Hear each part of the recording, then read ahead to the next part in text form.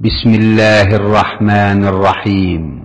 পরম করুণাময় ও অসীম দয়ালু আল্লাহর নামে শুরু। মসজিদের ওই মিনারেতে আজান ফুঁকেছে, দিগন্তে সূর্যের আভা ঝলক দিয়েছে। মসজিদের ওই মিনারেতে আজান ফুঁকেছে, দিগন্তে সূর্যের আভা ঝলক দিয়েছে। আসসালামু আলাইকুম ওয়া রাহমাতুল্লাহি ওয়া বারাকাতুহু। বিসমিল্লাহির রহমানির রহিম। আলহামদুলিল্লাহি রাব্বিল আলামিন ওয়াসসালাতু ওয়াসসালামু আলা সাইয়্যিদিল মুরসালিন নবিয়িনা মুহাম্মদ ওয়া আলা আলিহি ওয়া সাহবিহি আজমাইন। আম্মা বাদ। فقد قال المؤلف رحمه الله تعالى وعن انس رضي الله عنه قال قال رسول الله صلى الله عليه وسلم البصاق في المسجد خطيئة وكفارتها دفنها متفق عليه। আল্লাহ পাকের সমস্ত প্রশংসা যে আল্লাহ পাক রব্বুল আলামিন মসজিদ নির্মাণের, মসজিদের খেদমতের নির্দেশ দান করেছেন মুমিনদেরকে, আর তার বড় ফজিলত রেখেছেন। সালাত এবং সালাম নাযিল করে নবী মুহাম্মদ রাসূলুল্লাহ সাল্লাল্লাহু আলাইহি সাল্লামের উপর, যিনি মদিনায় আসার পরে সর্বপ্রথম কাজ শুরু করেছেন মসজিদ নির্মাণ করা দিয়ে। আমাদের দর্শের বিষয়বস্তু হাদিসে হচ্ছে মসজিদ সম্পর্কীয় হাদিস বা মসজিদ সম্পর্কীয় মাসাইল, বিধিবিধান। তার মধ্যে আমাদের সামনে হাদিস রয়েছে 207 নম্বর হাদিস আমাদের আরবি কিতাবে, জানি না বাংলায় আপনাদের 205 নম্বর হাদিস। আনাস রাদিয়াল্লাহু তাআলা আনহু থেকে বর্ণিত, তিনি বলছেন যে কালা রাসূলুল্লাহ সাল্লাল্লাহু আলাইহি ওয়াসাল্লাম, রাসূলুল্লাহ সাল্লাল্লাহু আলাইহি ওয়াসাল্লাম বলেছেন, আল বুসাকু ফিল মসজিদে খাতিয়া, মসজিদে থুথু ফেলা হচ্ছে গুনহার কাজ, বেয়াদবি, মসজিদের অবমাননা। সুতরাং কেউ যদি মসজিদে থুথু ফেলে তাহলে সে গুনহার কাজ করলো। খাতিয়া, খাতিয়ার বহু বচন হচ্ছে খাতায়া। আল্লাহ বাইনি ওয়া বাইনা খাতা ইয়া, বহু বচন সেখানে উল্লেখ করা হয়েছে। তো মসজিদে থুথু ফেলা হচ্ছে গুনহার কাজ। ইচ্ছা করে মুসলিম সাধারণত থুথু ফেলবে না, কিন্তু অজ্ঞতার কারণে হইতে পারে, মূর্খতা, মাসলা জানে না। থুথু অনেকের আছে যে মুখে খুব বেশি বেশি আসে, এরকম সমস্যা অনেকের থাকতে পারে। কোথায় যাবো, এখানে ফেলে দিয়ে এদিক দিক তা গেল, কেউ দেখে না ফেলেই দিল, হতে পারে। বিশেষ করে কাঁচা মসজিদ, আজকাল পাকা মসজিদ, কার্পেট, এগুলো তো হয়তো এরকম ভাবা যায় না। কিন্তু নবী করিম সাল্লাল্লাহু আলাইহি ওয়াসাল্লাম যখন নবী সাল্লাল্লাহু হাদিস বলেছেন, তখন মসজিদের অবস্থা কেমন ছিল? মসজিদে শুধু মাটি, চাটাইটা পর্যন্ত ছিল না। মাটিতে কুচি পাথরের উপর সাহাবায়ে কেরামরা সেজদা দিতেন। এই জন্য সেজদার সময় যদি কষ্ট লাগে তাহলে একবার তুমি সেটাকে বরাবর করতে পারো, পাথর টাথর সরাইতে পারো। বারবার করে মুছবে আর সেজদা করবে, এরকম করিও না, হাদিস আছে না? তার মানে কি বোঝায় যে মসজিদে চাটাইটা পর্যন্ত ছিল না নবী করিম সাল্লাল্লাহু আলাইহি ওয়াসাল্লামের আমলে। মসজিদ নববীতে, যেখানে আজকে কত সুন্দর দামি দামি কার্পেট, সেখানে চাটাই পর্যন্ত ছিল না। কোথায় পৌঁছে গেছেন! কত সুন্দর মসজিদ আর কত আরামদায়ক স্থান, মানসিক দিক থেকে, শারীরিক দিক থেকে, সব দিক থেকে মসজিদে গেলে আরাম পাওয়া যায়। তারপরে মুসলিমরা অধিকাংশই বেনামাজি। বরং এর আগে অনেকবারই বলেছি, বাংলাদেশের একটি পরিসংখ্যানে শতকরা 98 জন বেনামাজি। তাহলে বাংলাদেশের পরিসংখ্যান মানে সেটা ভারত পাকিস্তানেও প্রযোজ্য, একই রকম। শতকরা 98 জন, এটা তাহরিক পত্রিকা আজকে 10-12 বছর আগে ছিল, ইসলামী ফাউন্ডেশনের পরিসংখ্যান। শতকরা 98 জন বেনামাজি। বেনামাজি মিনস আধা নামাজি। আধা নামাজি তো প্রত্যেক মুসলিম, কেউ জুমা পড়ে, কেউ দিনে 1 ওয়াক্ত 2 ওয়াক্ত পড়ে নিল, কেউ 4 ওয়াক্ত পড়ে, 5 ওয়াক্ত পড়ে না, তার মানে বেনামাজি। আল্লাহ 5 ফরজ করেছেন। 5 ওয়াক্ত কায়েম করে নামাজ পড়া লোকের সংখ্যা 100-তে মাত্র 2 জন। আর একটি পরিসংখ্যান এসছে সৌদি আরবের ওয়াজারাতুশ শরিল ইসলামী ওয়াল আওকাফ ওয়াদ দাওয়া আল ইরশাদ, যে ওয়াজারা মন্ত্রণালয়ের আন্ডারে আমরা কাজ করছি, মসজিদগুলি রয়েছে, আওকাফ রয়েছে, মিনিস্ট্রি অফ কি বলছে ইসলামিক অ্যাফেয়ার্স, আওকাফ, এর একটা পরিসংখ্যান সৌদি আরবের সেটা হচ্ছে যে শতকরা কতজন হতে পারে? 94 থেকে 95 জন বেনামাজি, তা বলছে।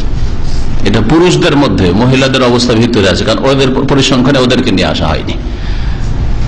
এই হচ্ছে দুর্দশা মুসলিম উম্মতের। ইমানের, ইসলামের মূল বিষয়ের আসল সাবজেক্টের অবস্থা হচ্ছে এরকম। 94 থেকে 95 জন বেনামাজি, তার মানে শতকরা 5 জন অথবা 6 জন নামাজি, ব্যাস। আর চল মসজিদগুলিতে ফজরে গেলে বুঝতে পারবেন।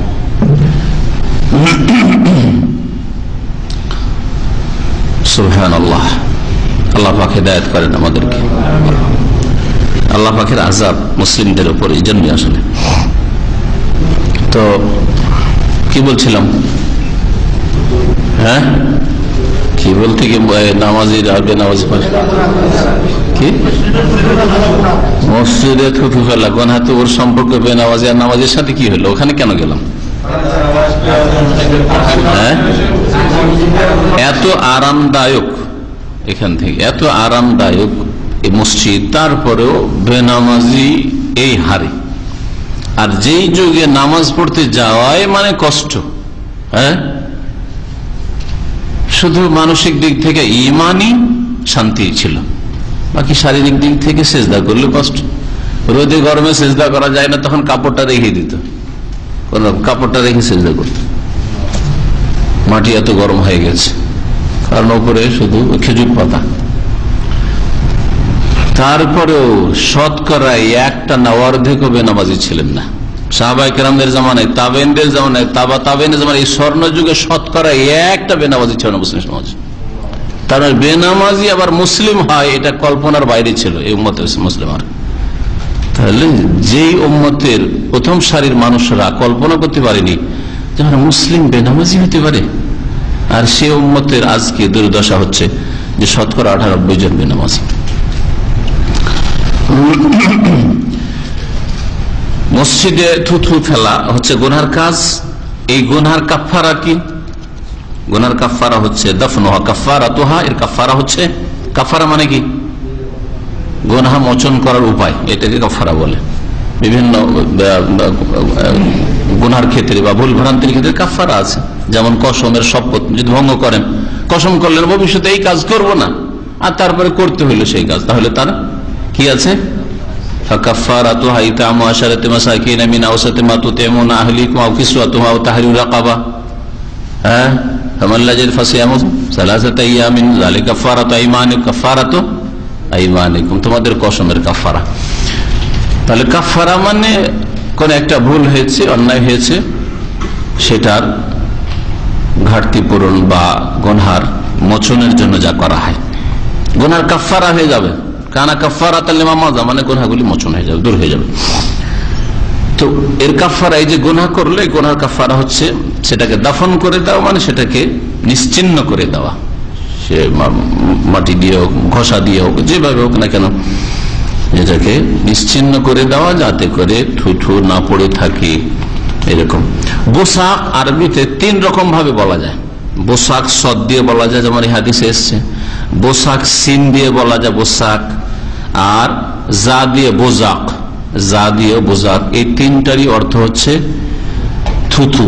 যে থুথুটা নিক্ষেপ করা হলো, মুখের বাইরে চলে আসলো, ওটাকে বলা হয় বোজাক, বোসাক আর বোসাক। আর মুখের ভিতরে, যেমন আমাদের মধ্যে কথা বললে মুখের ভিতরে কিন্তু রস আছে, থুথু আছে না, যতক্ষণ মুখের ভিতরেই থাকলো ততক্ষণ ওর নাম হচ্ছে রিক। ওর নাম হচ্ছে রিক।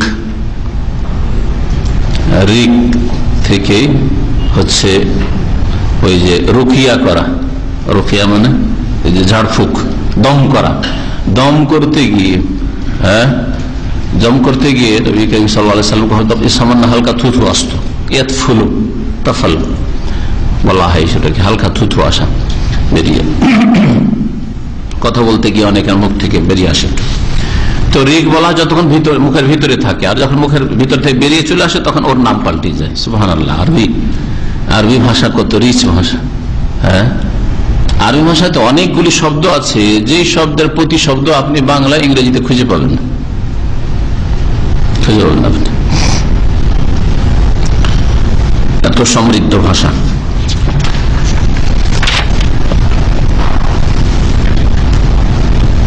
যদি কারো প্রয়োজন হয় যে থুথু ফেলতে হচ্ছে মসজিদে, তো এর আগে মনে হয় হাদিস এসছিল, কি এসছিল ওই হাদিসে মনে আছে? হ্যাঁ, বাম দিকে আর পায়ের নিচে ফেলে দাও। বাম দিকে মুসল্লি থাকতে পারে, ডান দিকেও থাকতে পারে। বাম দিকেও আল্লাহর ফেরেশতারা আছে, ডান দিকে বাম দিকে ফেরেশতারা আছে, কিন্তু ডান দিকের তুলনায় বা বাম দিকের তুলনায় ডান দিক যেহেতু উত্তম, আর সামনে ফাইনাল্লাহ কেবালা ওয়াজহি, মুসল্লির সামনে আল্লাহ পাক রব্বুল আলামিন, আল্লাহ পাক রব্বুল আলামিন কে সামনে মনে করে আপনি সিজদা করছেন। আল্লাহ পাক রব্বুল আলামিন যদিও তার আরশে তার জাত সত্তার দিক থেকে, কিন্তু নবী করিম সাল্লাল্লাহু আলাইহি ওয়াসাল্লাম হাদিসে বলে হচ্ছে মুসল্লির সামনে আল্লাহ পাক রয়েছেন। হ্যাঁ, ফাইনামা তুওয়াল্লু ফাসাম্মা ওয়াজহুল্লাহ, সামনে যেহেতু তুলনামূলক মুসল্লির সামনের স্থান হচ্ছে সবচেয়ে বেশি মর্যাদাপূর্ণ কিবলার দিক, সেজন্য সেদিকে থুতু ফেলা যাবে না। ডান দিক যেহেতু বেশি ফজিলতের আগে, সেজন্য ফেলা যাবে না। পিছনে ফিরবেন তো নামাজই নষ্ট হবে, তো কি করবেন? তাহলে বাকি থাকলো বাম দিক, পায়ের তলায়, নিজের পায়ের তলায়, অন্য কে আপনি কষ্ট দেবেন না, সেটা পায়ের তলায় ফেলে সেটা দফন করে দেন।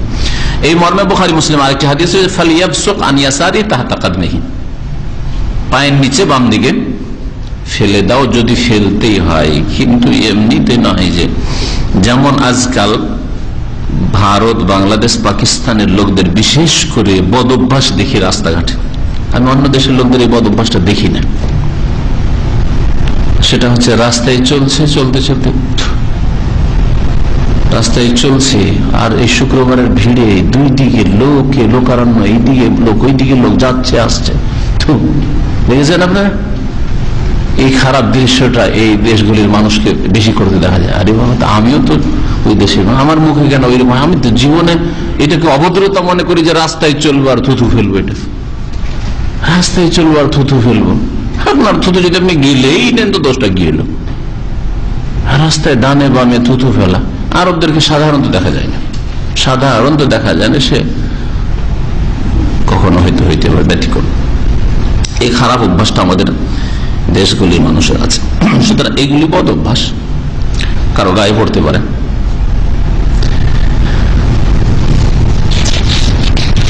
অনেক সময় লোক দূরে আছে, কিন্তু ওই দিক থেকে হেঁটে আসছে, আপনি খেয়াল করেন, আর বাতাস জোরে আছে, উড়ে দূরে চলে যাবে আপনার থুথু। এইখানে ফেলেছেন, চলে যাচ্ছে দূরে, দেয়াল গিয়ে আপনার থুথু ছিটা পড়ছে। এই থাকে এরকম। সুতরাং এরকম খারাপ অভ্যাসগুলি, যেগুলি শারাফতের খেলাফ, ভদ্রতার খেলাফ, এগুলো যেন না হয়। নবী করিম সাল্লাল্লাহু আলাইহি সাল্লাম একবার মসজিদের দেয়ালের সামনে দিকে দেখলেন যে কাশ বা পোটানো খামা, কাশকে বলা হয়, দেখলেন। ফাশাক্কা আলাইহি, নবী করিম সাল্লাল্লাহু আলাইহি সাল্লামের জন্য এটা খুব কষ্টকর মনে হলো, খুব কষ্ট লাগলো। একজন মুমিন যদি অপ্রীতিকর অবস্থা দেখে, আল্লাহ এবং রাসূলের নাফরমানি, তাহলে তাকে কষ্ট লাগায়, এটা হচ্ছে তার ইমানের প্রমাণ, ইমানি দাবি। আর আপনি শরীয়ত বিরোধী কাজ দেখছেন, আপনাকে কোনো কষ্ট লাগে না। লাকুম দীনুকুম ওয়ালিয়া দিন। সিগারেট খাচ্ছে, ধোঁয়া ছাড়ছে, কোনো কষ্ট লাগে না আপনাকে। জর্দা খাচ্ছে, মা বলছে জর্দা নিয়ে আসবি আজকে, জর্দা নিয়ে বাড়িতে, পান নিয়ে আসবি, জর্দা নিয়ে আসবি, এনে দিচ্ছেন, মাশাআল্লাহ। আপনি খাবেন না, মুসল্লি, ভালো মানুষ, কিন্তু আপনার মাকে খাওয়াচ্ছেন, বাপকে খাওয়াচ্ছেন, একটু আপনার কষ্ট লাগে না? এটা ইমানের পরিপন্থী বিষয়। এই ধরনের উদাহরণ আপনার জীবনে প্রত্যেকটি ক্ষেত্রে।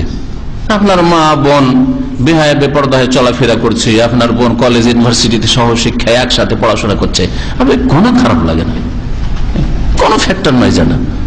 এটা আপনার ইমানি দাবির বিপরীত কাজ, আপনার ইমান নয়, এটা ইমানের পরিচয় নয়। নবী করিম সাল্লাল্লাহু আলাইহি সাল্লামকে খারাপ লাগলো, ফাশাক্কা আলাইহি, তাকে বড় কষ্ট হলো। ফাকামা, নিজেই দাঁড়ালেন, ফাহাক্কাহু বিয়াদি, নিজ হাতে সেটাকে মুছে ফেললেন। সুবহানাল্লাহ। নবী করিম সাল্লাল্লাহু আলাইহি সাল্লাম মসজিদের খেদমত করেছেন। সুতরাং মসজিদের খেদমত করা মর্যাদার কাজ, ছোট কাজ নয়।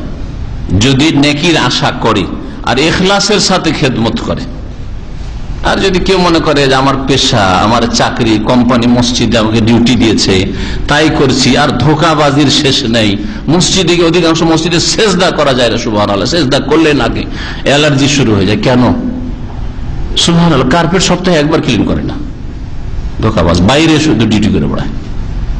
তাহলে কিয়ামতের দিন জবাবদিহি করতে হবে আল্লাহ পাকের কাছে।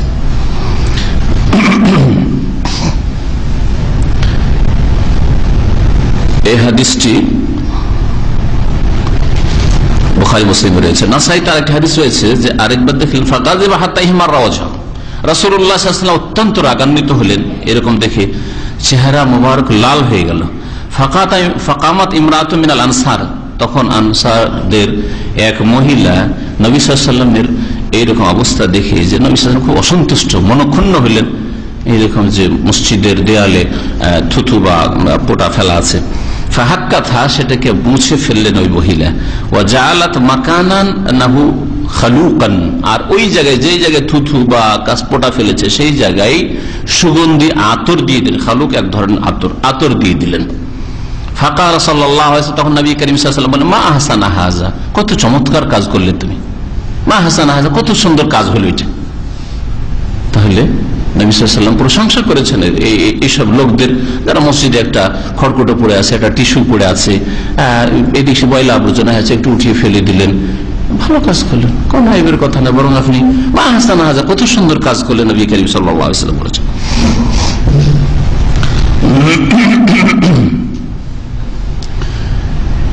এই হাদিস আর এইরকম কোরআনে কারীমের আয়াত রয়েছে, যে আয়াতগুলির আগে আমি এক সপ্তাহ আগে পড়েছিলাম, তাহির বাইতি লিত তাইফিনা ওয়াল আকিফিনা ওয়া রুকাইস সুজুদ, আল্লাহ পাক বলছেন আমার ঘরকে তাওয়াফকারীদের জন্য আর ইতিকাফকারীদের জন্য, রুকুকারী সেজদাকারী নামাজীদের জন্য পবিত্র রাখো।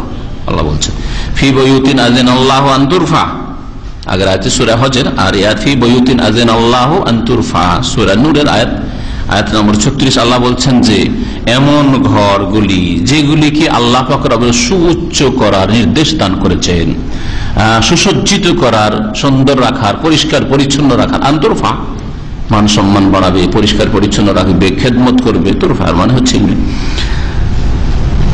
এর নির্দেশ আল্লাহ পাক দিয়েছেন। আয়েশা রাদিয়াল্লাহু তাআলা আনহার হাদিসের আগে পড়া হয়েছে, সেটা হচ্ছে নবী সাল্লাল্লাহু আলাইহি ওয়াসাল্লাম মসজিদ বানাতে বলেছেন মহল্লায় মহল্লায়, অথবা প্রত্যেক বাড়িতে একটা বিশেষ স্থান তৈরি করেন যে নামাজ পড়বো, আমার পরিবারের নামাজ পড়ে, ছেলে মেয়ের নামাজ পড়বে, আর ওয়ান্তুনাজ্জাফা, অতটাই পরিষ্কার পরিচ্ছন্ন রাখবে, আর সুগন্ধি লাগিয়ে রাখবে, ওখানে আতর সুগন্ধি দিয়ে রাখবে। কিয়ামতের লক্ষণ শুনেন মসজিদের ক্ষেত্রে। আনাস রাদিয়াল্লাহু তাআলা আনহু থেকে বর্ণিত তার পরের হাদিস, কালা কালা রাসূলুল্লাহ সাল্লাল্লাহু আলাইহি ওয়াসাল্লাম লা তাকুমুস সাআতু হাত্তা ইয়াতাবাহা আন-নাসু ফিল মাসাজিদ। রাসূলুল্লাহ সাল্লাল্লাহু আলাইহি ওয়াসাল্লাম বলেছেন যে কিয়ামত অতদিন আসবে না, কায়েম হবে না, যতদিন পর্যন্ত লোকেরা মসজিদ নিয়ে প্রতিযোগিতা না করবে। মসজিদ নির্মাণের ক্ষেত্রে, মসজিদ সাজাবার ক্ষেত্রে, মসজিদকে রংচং করার ক্ষেত্রে, চমকদার করার ক্ষেত্রে যতক্ষণ পর্যন্ত মুসলিমরা কম্পিটিশন, প্রতিযোগিতা না শুরু করবে ততদিন পর্যন্ত কিয়ামত আসবে না। মানে কিয়ামতের পূর্বে এইরকম অবস্থা দেখা যাবে যে মসজিদে নামাজ নেই। যেমন বললাম যে শতকরা 98 জন বেনামাজি, 2 জন শুধু নামাজ, গোটা মহল্লার 100 জন মধ্যে 2 জন নামাজ পড়ে, আজান দল লোক পাওয়া যায় না, জামাত হয় না, একজন পয়সা আছে আসে না কেউ নামাজ পড়ার জন্য। অধিকাংশ মসজিদগুলির অবস্থা দেশে এরকমই। কিন্তু মসজিদ নির্মাণের ক্ষেত্রে প্রতিযোগিতা চলবে, এই অমুক গ্রামে এইরকম মসজিদ তৈরি করেছে, তাহলে আমাদেরকে এইরকম মসজিদ তৈরি করতে হবে। এই প্রতিযোগিতা তাদের কথায় প্রকাশ পাবে, আর না হলে কথায় যদি প্রকাশ না পায়, অনেক সময় কথায় প্রকাশ পায় না, কিন্তু অটোমেটিকলি কম্পিটিশন চলছে। সবাই মসজিদ এইরকম এত সুন্দর করে, দেশ বিদেশে কত সুন্দর সুন্দর মসজিদ, আমরাই কেন মসজিদ এইরকম রাখবো, আমরাও ওইরকম রংচঙের মসজিদ তৈরি করবো। হ্যাঁ, মুখে না বললেও কাজে কর্মে কম্পিটিশন, প্রতিযোগিতা চলছে। ভাষ্যকারগণ হাদিসের 2টি অর্থ করেছেন। এটা হচ্ছে কিয়ামতের অনেকগুলি লক্ষণের একটি লক্ষণ। এগুলি কোন লক্ষণ, বড় না ছোট? কিয়ামতের নিদর্শন বা লক্ষণগুলিকে 2 ভাগে ভাগ করা হয়েছে। হ্যাঁ, আলামাতে কুবরা আর আলামাতে সুগরা। আলামাতে কুবরা যে 7-8টি আছে বা 10টি আছে, হাতা তারও 80 আয়াতেন 10টি বলা যেতে পারে, আর বাকিগুলি হাজার হাজার লক্ষণ আছে, 100 মাত্র না, হ্যাঁ, অনেকগুলি লক্ষণ আছে, আরো বহু লক্ষণ আছে, হয়তো যে লক্ষণগুলি অধিকাংশ চলে এসছে বর্তমান অবস্থায়। মুসলিমদের অনেক আলেমরা বলছেন যে কিয়ামতের যেগুলি ছোট লক্ষণ সেগুলি প্রায় চলে এসছে, কিয়ামতের বড় লক্ষণগুলি বাকি আছে। আর বড় লক্ষণগুলি যখন শুরু হয়ে যাবে তখন আর থামবে না, কিন্তু দ্রুত সবগুলি চলে আসবে, আর কিছু দিনের মধ্যেই পৃথিবী ধ্বংস হয়ে যাবে। কখন যে শুরু হয়ে যায় আল্লাহ পাক রব্বুল আলামিন ভালো জানেন। আখরাজাহুল খামসা, এই হাদিসটি 5 জন ইমাম বর্ণনা করেছেন, ইল্লা তিরমিজি, তবে 5 জনের মধ্যে ইমাম তিরমিজি ছাড়া। তাহলে 5 জন হচ্ছেন ইমাম আহমদ, আবু দাউদ, নাসাই আর ইবনে মাজাহ। আর তিরমিজি দিয়ে 5 জন, হয়তো তিরমিজি বাদ চলে গেলে তাহলে ইবনে মাজাহ পর্যন্ত। এই 4 জন ইমাম। ইমাম ইবনে হাজার রহমাতুল্লাহ আলাইহি পরিভাষা যেহেতু খামসা বললে এরা উদ্দেশ্য হয়, সেজন্য ব্যতিক্রম 1 জন 5 জনের মধ্যে, মানে ইমাম তিরমিজি ছাড়া আমি যাদেরকে খামসা বলেছি 5 ইমাম, তারা সকলেই করেছেন। ইমাম ইবনে খুজাইমা হাদিসটিকে সহিহ বলেছেন, মানে ইবনে খুজাইমাতেও হাদিসটি রয়েছে। ইবনে খুজাইমার কিতাবে হাদিস থাকলে, ইবনে খুজাইমার হাদিসটির নামই হচ্ছে সহিহ ইবনে খুজাইমা। ইবনে খুজাইমা আর কিতাবের নাম সহিহ ইবনে খুজাইমা, তার মানে সর্বসম্মতিক্রমে যে হাদিস সহিহ সবগুলি তা নয়, কিন্তু তার মতে তার কিতাবে যে হাদিসগুলি আছে সহিহ, তার মতে তাতে যে হাদিসগুলি আছে সবগুলি সহিহ। কিন্তু আসলে যদি ভালো যে হাদিসের সহিহ জয়ীফের কায়দা কানুনের মাপকাঠিতে যদি যাচাই করা যায়, তাহলে অনেক হাদিস রয়েছে ইবনে খুজাইমাতে যেগুলি জয়ীফ বা সহিহ নাই।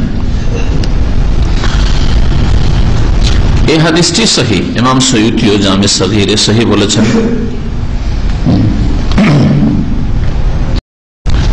মসজিদ তৈরি করাই প্রতিযোগিতা করবে। প্রতিযোগিতা কেমন হবে বুঝতে পারছেন আজকাল, হ্যাঁ, পাকা করাই, নামাজ হোক আর না হোক, প্রত্যেক গ্রামে মসজিদ পাকা। শুধু পাকা করা নেই, পাকা করার পরে তারপরে চুনকাম করা, হ্যাঁ, তারপরে সাজসজ্জায় নকশা, বিশেষ করে আমাদের দেশের মসজিদগুলো নকশা আর শেষ নেই, নকশা শেষ নেই, হ্যাঁ, চারিদিকে নকশা নকশা, নামাজ কি বলবো, শুধু নকশায় দেয়।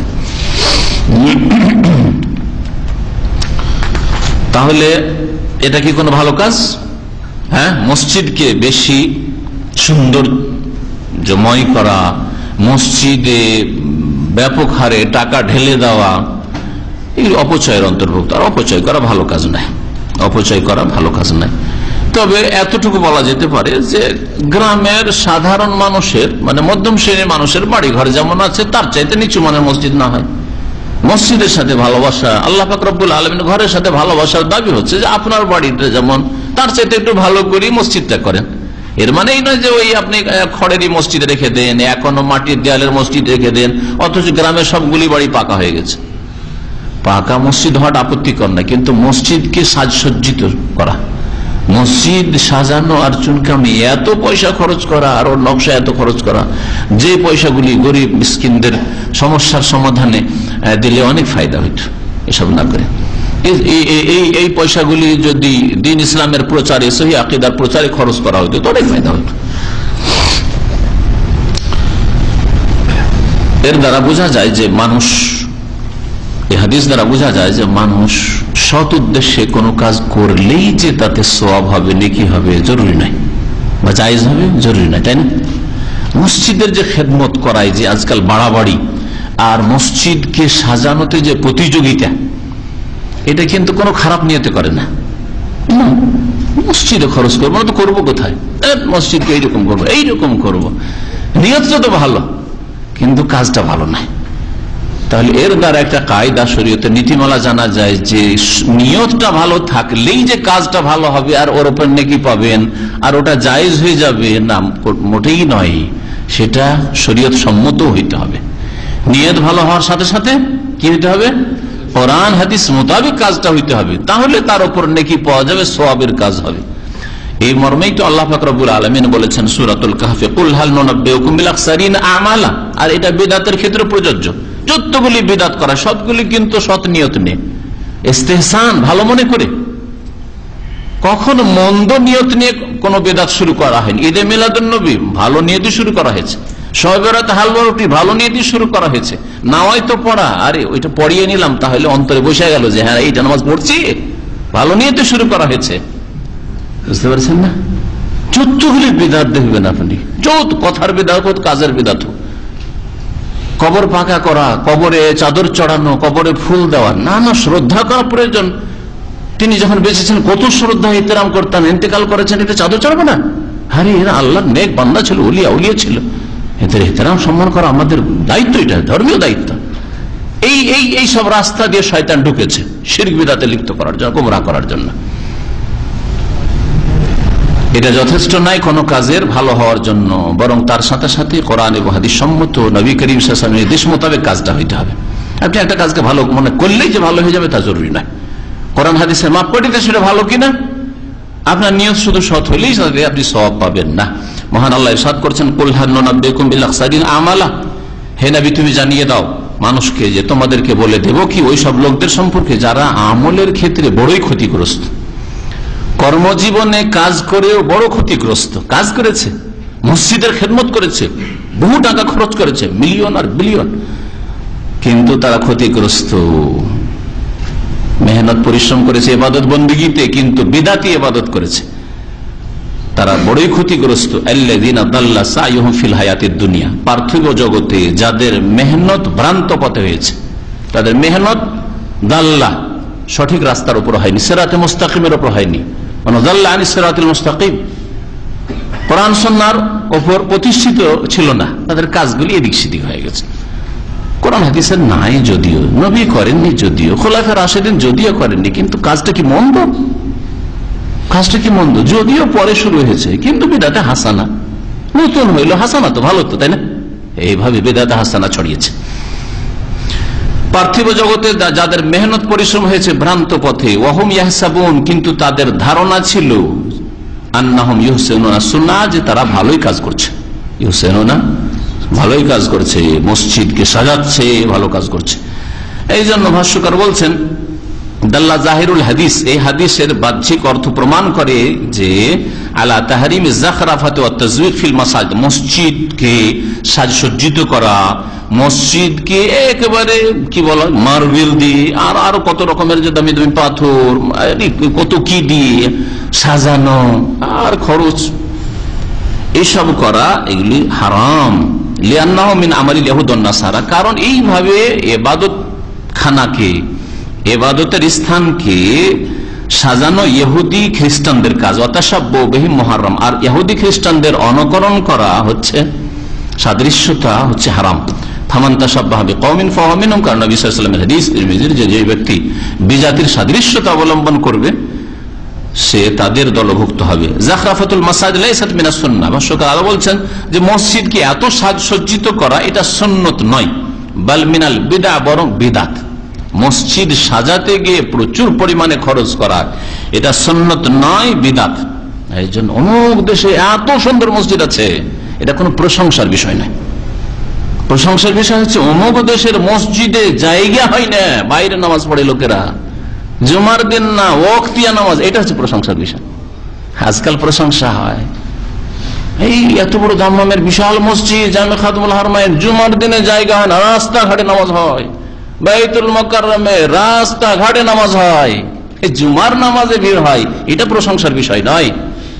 এটা তো সপ্তাহে একদিন ইহুদি নাসারা চার্চেও করে, বুঝতে পেরেছেন? কিন্তু 5 ওয়াক্ত নামাজে যদি এইরকম ভিড় ভাড় থাকে, মসজিদে জায়গা থাকে না, রমজান মাস, এটা প্রশংসার বিষয় নয়। সারা বছর রমজানের মতো ভিড় ভাড় মসজিদে থাকে, এইটা হচ্ছে প্রশংসার বিষয়, যে মাশাআল্লাহ উম্মতে মুসলিমে এগিয়ে এসছে, এখন আল্লাহ পাকের রহমত এদের উপর হবে, কারণ আল্লাহর দিকে ফিরেছে, আল্লাহ তাদের দিকে ফিরবেন। ওয়াইন উদ্তুম উদনা, তোমরা ফিরে আসো, আমিও তোমাদের দিকে ফিরে যাবো, আল্লাহ পাক রব্বুল আলামিন বলছেন।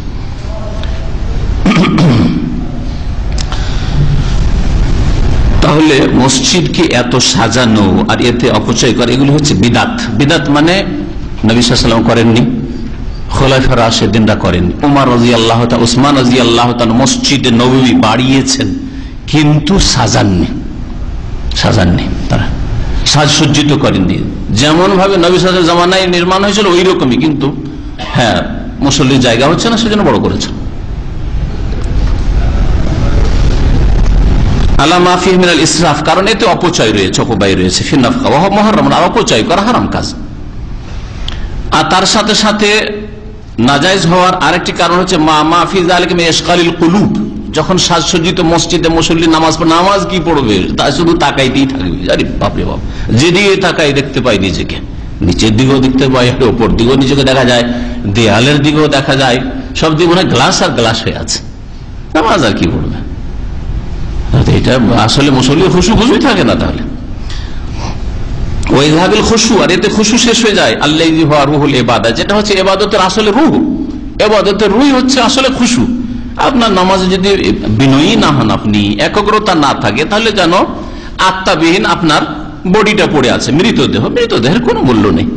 কত ভালোবাসা আপনার স্ত্রী, এক রাত আপনাকে নিয়ে থাকবে না, এক রাত আপনাকে নির্জনে নিয়ে থাকবে না, কিন্তু যতক্ষণ বেঁচে আছে রুহটা আছে, মাশাআল্লাহ, যত নির্জনে পাই তত ভালো, তাই না? আমোদ ফুর্তি করবো। নিজ দেহ নিয়ে থাকুক তো একটা রাত, কেউ নিজের স্ত্রী দেহ নিয়ে অথবা স্বামীর দেহ নিয়ে থাকুক তো দেখি, তাই না? কেন থাকবেন না? শুধু রুহটা নেই, সেই জন্য। ওই রকমই ইবাদত বন্দেগীতে খুশু যদি না থাকে, তাহলে সে ইবাদতের কোনো মূল্য নেই, কোনো মূল্য নেই। ঘৃণিত।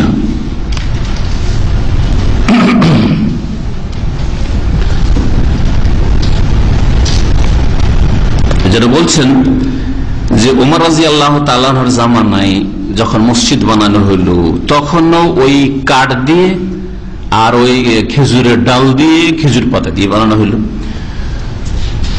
আর ওয়াজাদা ফিহি ওয়ালাম্মা কানা ফি আহদি উসমান রাদিয়াল্লাহু তাআলা আনহুর জামানায় যাদা ফিহি জিয়াদাতান কাবীরা, অনেক মসজিদকে সম্প্রসারিত করা হলো, বড় করা হলো। ওয়া বানা জুদরান বিল আহজার ওয়াল জিস, পাথর দিয়ে আর চুনকান্ত করা হয়েছে। ওয়া জাআল উমুদাহু মিনাল হিজার, আর পাথর দিয়ে, ওই সেই খাম্বাগুলি পাথর দিয়ে তৈরি করা হয়েছিল। কিন্তু ওয়ালা ইয়াক্তাজি যাখরাফা, তাতে সাজসজ্জা করা হয়নি। যেই সাজসজ্জা তুর্কি আমলে করা হয়েছে, মসজিদ নববীকে এমন ভাবে সাজানো হয়েছে। আর আপনাদেরকে এর আগে বলেছিলাম যে এখন তো রংটা চেঞ্জ করে দিয়ে হালকা করে দেওয়া হয়েছে, সাদা করে দেওয়া হয়েছে উপর দিক, তাই না, পিলার গুলো। কিন্তু কি ছিল জানেন? রক্তের চাইতে বেশি লাল। আমি তো প্রথম যখন মদিনায় আসলাম পড়ার জন্য, ভাই রক্ত দিয়ে রং আছে নাকি, এত কেন লাল, এত ডিপ গাঢ় লাল, এই খাম্বাগুলো, তারপরে দেয়াল, ছাদ, সবকিছু লাল লাল, লালে লাল একবারে। নামাজ আর কি বলবে, প্রথম তাকাইতেই থাকতাম, শুধু কোন দিকে তাকাবো, যেদিকে তাকাই শুধু ভালো লাগে, তাই না? সুন্নতের খেলাফ, এটা বিদাতি কাজ।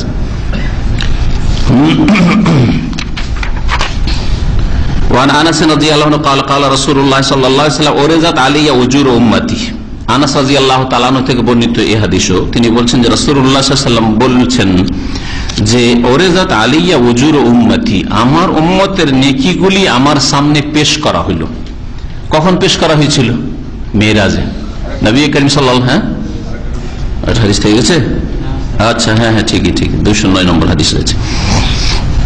ওয়ান ইবনে আব্বাস রাদিয়াল্লাহু আনহুমা, ইবনে আব্বাস রাদিয়াল্লাহু তাআলা আনহুমা থেকে বর্ণিত তিনি বলেছেন ক্বালা রাসূলুল্লাহ সাল্লাল্লাহু আলাইহি ওয়াসাল্লাম, রাসূলুল্লাহ সাল্লাল্লাহু আলাইহি ওয়াসাল্লাম বলেছেন মা উমিরতু বিতাশয়ীদিল মাসাজিদ, আমাকে মসজিদ চুনকাম করার নির্দেশ দেওয়া হয়নি, মসজিদকে সাজসজ্জিত করার নির্দেশ দেওয়া হয়নি। মানে আল্লাহর পক্ষ থেকে এই নির্দেশ হয়নি যে মসজিদকে সাজাও, মসজিদকে সুন্দর করো, মসজিদ যত দেখতে চমৎকার লাগে তত ভালো, এটা আল্লাহর নির্দেশ নয়। আখরাজ আবু দাউদ, হাদিসটি আবু দাউদে রয়েছে, ইমাম ইবনে হিব্বান সহিহ বলেছেন, আর হাদিসটি হচ্ছে সহিহ। ইমাম শাওকানি বলছেন, ইবনে হিব্বান সহিহ বলেছেন, ও রিজালুস সহিহ, এর বর্ণনাকারীরা সহিহ বুখারীর বর্ণনাকারীর সমতুল্য। যাই হোক, হাদিসের ব্যাখ্যায় প্রায় আলোচনা চলে এসছে, তারপরের হাদিসে আমরা আসি। আনাস রাদিয়াল্লাহু তাআলা আনহু থেকে বর্ণিত তিনি বলছেন যে ক্বালা রাসূলুল্লাহ সাল্লাল্লাহু আলাইহি ওয়াসাল্লাম, রাসূলুল্লাহ সাল্লাল্লাহু আলাইহি ওয়াসাল্লাম বলেন ওরিজাত আলাইয়া উজুর উম্মতি, আমার উম্মতের নেকিগুলি আমার সামনে পেশ করা হলো। এটা কখন করা হয়েছিল বললাম? মেরাজের রাতে নবী করিম সাল্লাল্লাহু আলাইহি ওয়াসাল্লামকে অনেক কিছু দেখানো হয়েছে, আল্লাহ পাকের বহু নিদর্শন দেখানো হয়েছে, বড় বড় নিদর্শন, আয়াতুল কুবরা, যেমন লিনুরিয়াহু মিন আয়াতিনাল কুবরা, আল্লাহ পাক রব্বুল আলামিন বড় বড় নিদর্শন, লিনুরিয়াহু মিন আয়াতিনা ইন্নাহু আস-সামিউল বাসীর, এটা হচ্ছে মেরাজের আয়াতের অংশ।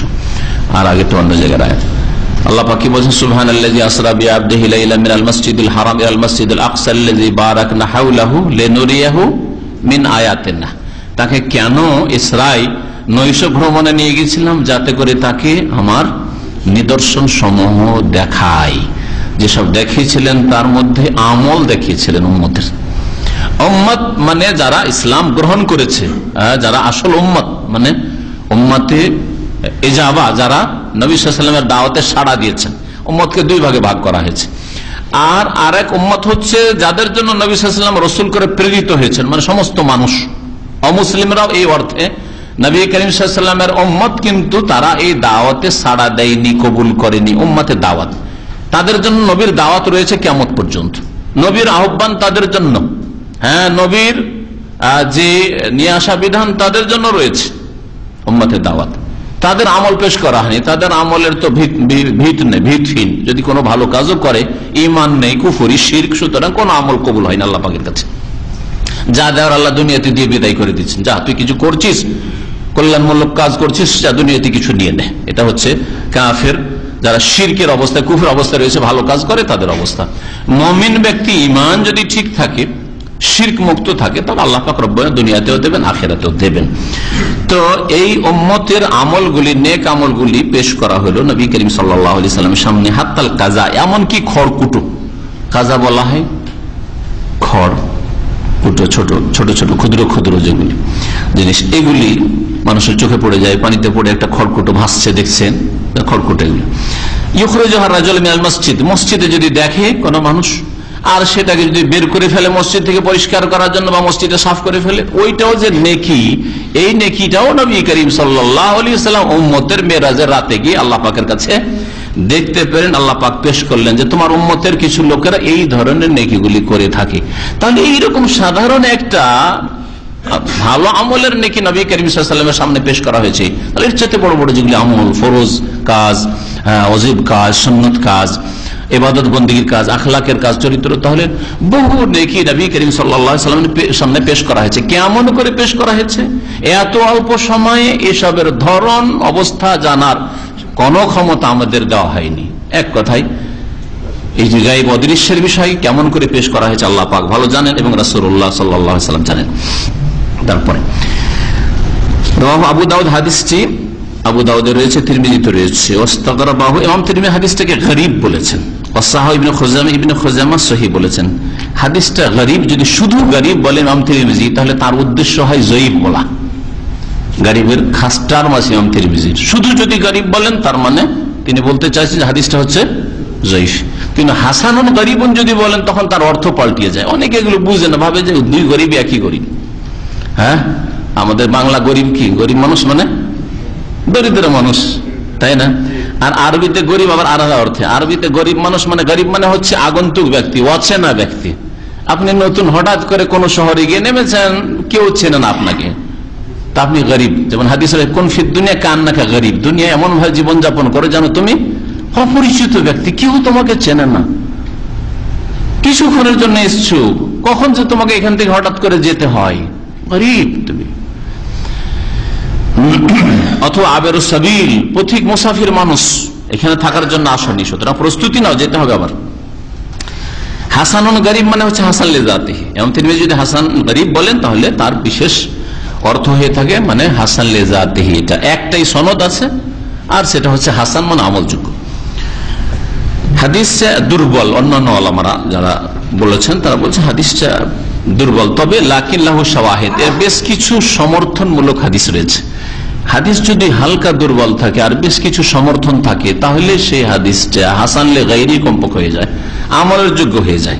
হাদিস কি, যে নবী করিম সাল্লাল্লাহু আলাইহি ওয়াসাল্লামের সামনে উম্মতের আমল মেরাজের রাতে পেশ করা হয়েছে, তিনি দেখেছেন, বিস্তারিত দেখেছেন। কার কি আমল, ইয়াসিনের কি আমল, অমুকের কি আমল, আনিসের কি আমল দেখেছেন, নাকি সংক্ষিপ্ত দেখেছেন। আমল, বিভিন্ন রকমের আমল পেশ করা হয়েছে, তাও বলা যেহেতু হয়নি হাদিসে, সুতরাং আমরা তিলকে তাল করতে যাব না, যেটা নাই সেসব কথা, উদ্ভট কথা আমরা বানাতে, মন কথা বানাতে যাব না। পেশ করা হয়েছে যেইভাবে হোক না কেন, সংক্ষিপ্ত হোক আর ডিটেলস হোক, নবী করিম সাল্লাল্লাহু আলাইহি ওয়াসাল্লামের সামনে উম্মতের বিভিন্ন আমলগুলি পেশ করা হয়েছে, নেক আমল পেশ করা হয়েছে।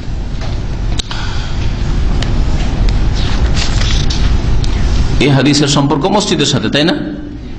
যে মসজিদ থেকে একটা খড়কুটো ময়লা আবর্জনা যদি সরিয়ে দেন সেটাও নেকি নবী করিম সাল্লাল্লাহু আলাইহি ওয়াসাল্লামের সামনে মেরাজের রাতে পেশ করা হয়েছে। একটা টিস্যু পড়ে আছে সরিয়ে দিলেন। ওয়া নবী কাতাদা রাদিয়াল্লাহু আনহু قال قال رسول الله صلى الله عليه وسلم اذا دخل احدكم المسجد فلا يجلس حتى يصلي ركعتين متفق عليه। এই হাদিস হচ্ছে এই অধ্যায়ের শেষ হাদিস।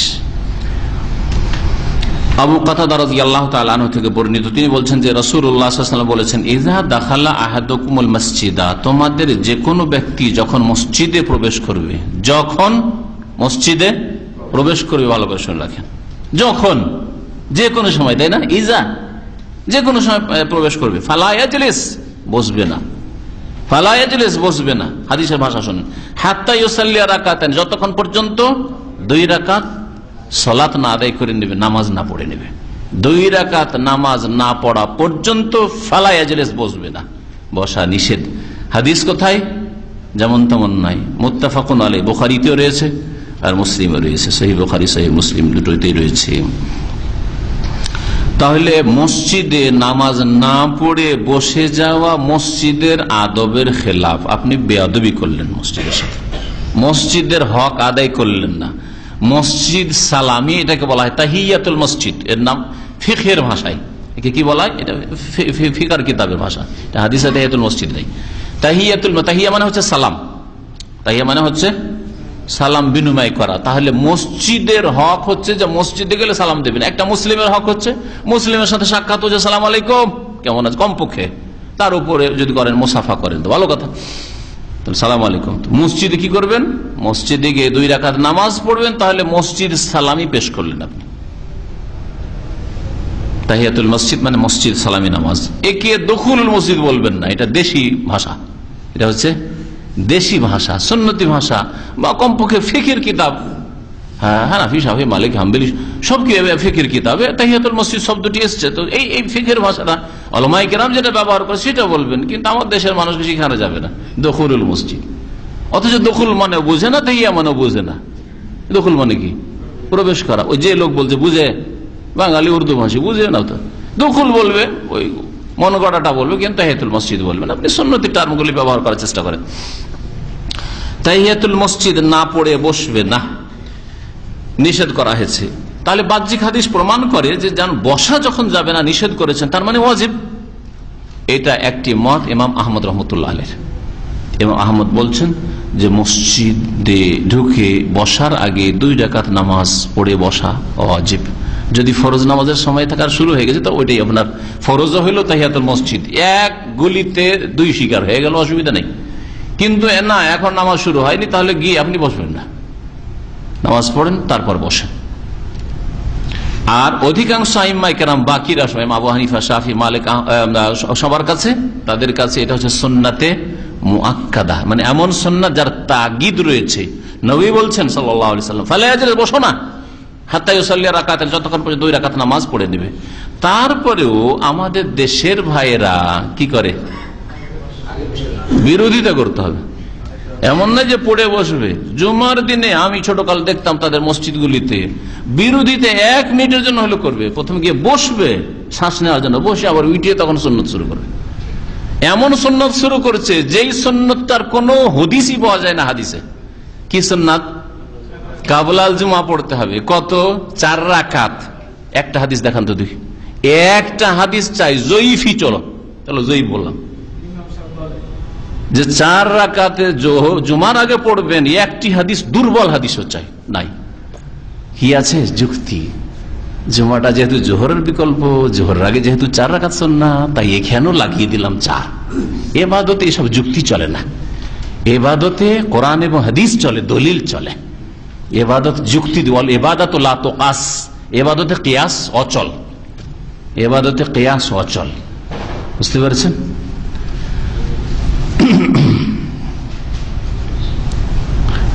এবাদতে যদি কিয়াস আর যুক্তি চলে, তারে ভাই আবার সূর্যগ্রহণ, চন্দ্রগ্রহণ নামাজ আবার 2 রুকু কেন? সমস্ত নামাজে 1 রুকু, আবার এতে আবার 2 রুকু কেন? কোনখানে যুক্তি পেশ করবে? চলবে যুক্তি? হ্যাঁ, যুক্তি। তাহলে ভাই ফজরের নামাজে তখন ঘুম থেকে উঠলাম, শরীর ফুর্তি হয়ে আছে, ঘুম দিয়ে ওই সময় 4 রাকাত পড়বো, 2 রাকাত কেন ফরজ? হ্যাঁ, আমার মাগরিবে আবার 3 রাকাত কেন? কোনখানে যুক্তি কিয়াস দিয়ে বোঝা যাবে? তাহলে ইবাদতের ক্ষেত্রে যুক্তির কোনো দখল নেই, অধিকার নেই, যুক্তি চলবে না।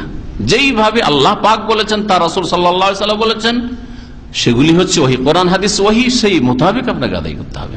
সুতরাং জুমার সুন্নত নেই, হাদিসের নেই। আছে কি? তাহিয়াতুল মসজিদ আছে, তাহিয়াতুল মসজিদ পড়েন 2 রাকাত ব্যাস। তারপর আর এক বিদাত আছে দেশি নামাজে, দেশি জুমা, কি আখিরি জোহর না হয় এহতিয়াতি জোহর। উর্দু ভাষী ইন্ডিয়ান পাকিস্তানিরা এহতিয়াতি জোহর পড়ে, আর বাঙালিরা কি বলে? আখিরি জোহর। এটা জুমার আগে পড়ে না পরে পড়ে? পরে পড়ে। এই বিদাত কোত্থেকে আসলো? এই বিদাতের এক মজহাবি ইতিহাস আছে। যেহেতু হানাফি মজহাবে শহর ছাড়া জুমা নেই, হ্যাঁ, আলী রাদিয়াল্লাহু তাআলা আনহুর বক্তব্য তার একটা পেশ করে, লা জুমাতা ওয়ালা ঈদা ইল্লা ফি বা ওয়ালা তাশরিকা ইল্লা ফি মিসরিন জামিন। শহর, জামে শহর, জামে শহর বলা হয়েছে এমন শহর যেখানে ইসলামিক কাজী আছে, আদালত আছে, চোরের হাত কাটা হয়, কেসাস হয়। তাহলে সৌদি আরব ছাড়া সারা পৃথিবীতে জুমাই নেই হানাফি মজহাবে। শুনে রাখেন ভালো করে, কারণ সারা পৃথিবীতে কোথাও চোরের হাত কাটা হয় না সৌদি আরব ছাড়া। হ্যাঁ, দণ্ডবিধান কোথাও কায়েম হয় না। সুতরাং বাইতুল মুকাররমেও জুমা নেই। মুশকিলে পড়ে গেল, তার মজহাবে তো বলছে জুমা নেই, আর জুমা আমরা গ্রামে পড়ছি, শহরেও পড়ছি। তাহলে কি করতে হবে? একটা হিল্লা করতে হবে যে আল্লাহ এটা নিবে না ওইটা নিবে। কথা বুঝতে পেরেছেন? এটা দিয়ে যদি না হয় তো এটাকে রিপ্লেস করে দেবো, বুঝলেন তো? রিপ্লেস করা। আল্লাহ যখন বলবো যে তোর গ্রামের জুমা, তোর দেশে ইসলামিক আদালত ছিল না, চোরের হাত কাটা ছিল না, দণ্ডবিধান হুদুদ তাজিরাত ছিল না, তুই জুমা কেন পড়েছিস? যদি আল্লাহ বলে যে জুমা নিব না, আল্লাহ জোহর আছে, এহতিয়াতি জোহর। সুতরাং উর্দু ভাষার এহতিয়াতি মানে সতর্কতামূলক জোহর ওর নাম। ওরা কিন্তু সূক্ষ্ম নাম দিয়েছে, বেদাতি সূক্ষ্ম নাম, বেদাতি সূক্ষ্ম নাম। আর বাঙালিরা আখেরি জোহর, জানি না কোথেকে আখেরি জোহরটা বের করেছে। আবার কি বাদাল জুমা না, বাদাল জুমা ওটা হচ্ছে সুন্নত একটা, ওটা আলাদা আবার। আর আখেরি জোহর আলাদা, জানি সেটা হচ্ছে এহতিয়াতি জোহর। যেহেতু আমরা সন্দিহান যে আমাদের দেশে যেহেতু ইসলামিক আদালত নাই বা গ্রামে গঞ্জে জুমা নেই মজহাবে, তাহলে জুমা যদি আল্লাহ কবুল না করে বাই চান্সে, তাহলে কি করবো? জোহরটাকে দিয়ে দেবো, এহতিয়াতি জোহর। বুঝতে পারছেন কি ধর্ম এটা, কি মাসলাক? আল্লাহ।